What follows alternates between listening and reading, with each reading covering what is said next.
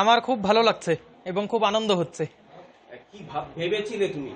আমি ভেবেছিলাম যে যেহেতু এইচএস পরীক্ষাটা খুব ভালো হয়েছে, সুতরাং প্রথম 10-এর মধ্যে, এমনকি প্রথম 5-এর মধ্যে থাকারও একটা বিরাট সম্ভাবনা রয়েছে।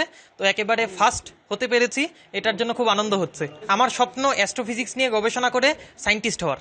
আমি সবসময় রোট লার্নিংয়ের চেয়ে, অর্থাৎ মুখস্থ বিদ্যার চেয়ে কনসেপ্ট বেস স্টাডি, অর্থাৎ বুঝে বুঝে পড়ার উপর বিশেষ গুরুত্ব দিয়েছি। কখনো নম্বরের পিছনে ছুটিনি, বরং আমি টেক্সট বইয়ের প্রত্যেকটা লাইন খুঁটিয়ে খুঁটিয়ে পড়ার উপর জোর দিয়েছি। শুধুমাত্র টেক্সট বই পড়াও নয়, একাধিক টেক্সট বই পড়েছি, এবং শুধুমাত্র টেক্সট বই পড়াও নয়, আমি বিভিন্ন যে মক টেস্ট পেপার হয়, সময় ধরে অনেকগুলি মক টেস্ট পেপার সলভ করেছি। তো যার জন্যই এটা সম্ভব হয়েছে। মা বাবাই আমাকে সবচেয়ে বেশি সাহায্য করেছেন। তারা সর্বদা আমার সুখ দুঃখের সাথী থেকেছেন, এবং এর পিছনে আমি বলবো আমার মা বাবার অবদানই সবচেয়ে বেশি। আমার ছোটবেলার থেকেই বিশ্ব ব্রহ্মাণ্ড নিয়ে জানতে, এই বিশাল যে ইউনিভার্স তা নিয়ে জানতে আমার খুব ইচ্ছে ছোটবেলার থেকে। মানে আর 5টা স্বাভাবিক ছাত্র যেভাবে প্রস্তুতি নেয় আমি তার অন্যথা করিনি। আমি পড়াশোনার পিছনে সময় দেওয়ার চেষ্টা করেছিলাম, তবে আমি কখনো ঘড়ি ধরে পড়াশোনা করিনি। ভালো লাগতো, ম্যাথামেটিক্স ভালো লাগতো, স্ট্যাটিস্টিক্স ভালো লাগতো, তার জন্য আমি পড়াশোনা করেছি। ছোট থেকে কি ম্যাথামেটিক্সের প্রতি অনুরাগ ছিল? হ্যাঁ, মানে ম্যাথামেটিক্স ছোট থেকে আমার ভালোবাসার বিষয়। আমি কতটা ভালো ম্যাথামেটিক্সে আমি জানি না, কিন্তু ম্যাথস আমার মানে ভালো লাগার বিষয়। সবাই একটা অঙ্কের প্রতি একটা ভীতি আছে, তুমি সেই ছোট থেকেই অঙ্কের প্রতি তোমার ভালো লাগা, সেটা কিভাবে তৈরি হলো, কাকে দেখে?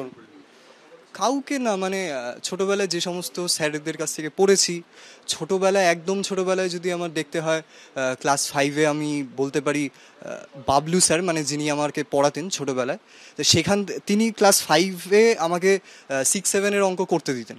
তো সেখান থেকেই আমি মোটামুটি করতাম, কিছু পারতাম না, কিছু পারতাম। তো সেখান থেকেই পরবর্তী যত এগিয়েছি, অঙ্কের প্রতি আমার ভালোবাসাটা মানে বেড়ে চলেছে। বড় হয়ে কি হতে চাই?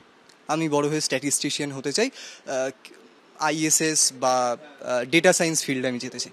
খুবই ভালো লাগছে, আমার তৃতীয় স্থানাধিকারী হয়েছি 494 নাম্বার পেয়ে।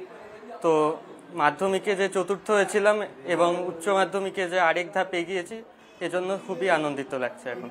এরপরে আমি ইঞ্জিনিয়ারিং নিয়ে পড়তে চাই, সেই হিসেবেই আমি প্রস্তুতি নিচ্ছি এবং সর্বভারতীয় বিভিন্ন এন্ট্রান্স পরীক্ষাগুলো দিয়ে যাচ্ছি।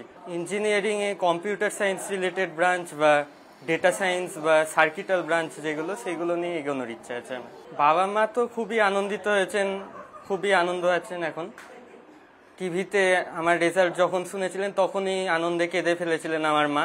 পড়াশোনার বাইরে বিভিন্ন গল্পের বই পড়া, বিভিন্ন সাহিত্যিকদের লেখা বা ইউটিউবে বা বিভিন্ন জায়গা থেকে আমার পড়াশোনার বাইরের যেগুলো ইন্টারেস্টিং লাগে, যে বিষয়গুলো, বিশেষ করে ম্যাথামেটিক্সের বিভিন্ন বিষয়গুলো, সেগুলোর ভিডিও দেখতাম বা অবসর সময় খেলাও দেখতাম আমি। আমার বাবা মা আর আমার বাড়ির সকলেই খুবই আনন্দিত, তাই আমারও খুবই ভালোই লাগছে। সত্যি কথা বলতে অনেকটাই অবাক হয়ে গেছিলাম যে এতটা ভালো হবে। আমি আশা করেছিলাম যে হয়তো থাকতে পারে র্যাঙ্ক, কিন্তু এতটা ভালো হবে এতটা আশা করিনি। কতক্ষণ পড়াশোনা করতে? প্রত্যেক দিন 10 থেকে 12 ঘন্টার মতো। কতজন শিক্ষক ছিল তোমার? 7 জন। বাবা সবসময় আমাকে বলতেন যে নিজের স্বাস্থ্যের প্রতি আগে মনোযোগ রাখা সব থেকে জরুরি, তারপরেই হচ্ছে পড়াশোনা। তো আমি প্রত্যেকদিন উঠে ফ্রি হ্যান্ড এক্সারসাইজ করতাম কিছুক্ষণ, তারপরে হচ্ছে আমি পড়তে বসতাম। আর হচ্ছে আমি সারাক্ষণ ধরে কোনোদিনও পড়তাম না, কিছু সময় ব্রেক নিতাম।